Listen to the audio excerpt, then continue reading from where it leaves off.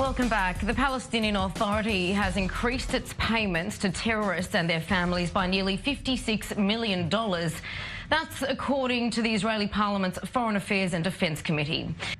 Daniel Pomerantz is the senior editor for the media watchdog Honest Reporting and joins me in studio. Daniel, great to have you. Good to be here, Tracy. All right, what can you tell us about this Taylor Force Act? Well, what happened was in 2016, Taylor Force, a non-Jewish U.S. citizen who was touring in Israel, a veteran West Point graduate from the United States, was killed in an act of terror.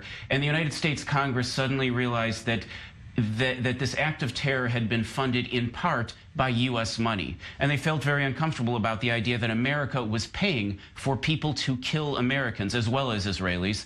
And so they decided that they would find a way to cut off funding to the Palestinian Authority until they ended that practice of making those kind of payments to encourage terrorism. The problem, of course, is that money is what's called fungible, and you can't stop someone from paying money to a specific use. You cut off funds from one place, they could pull it in from another place. And we do see terrorist attacks and people killed in Israel. There's calls for Palestinian Authority President Mahmoud Abbas to condemn those attacks. But you're calling on the media to be more critical of Abbas's condemnation. Why is that?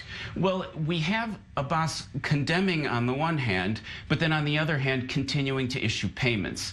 A condemnation doesn't mean much if you're paying money and that money encourages the furtherance of those attacks. And a 2017 study by the U.S. Congress concluded that a lot of the reason why attacks do continue is not grassroots, it's not just desperation, but it's actually a result of paying these particular funds. So you got to take action, put the money where your mouth is. All right.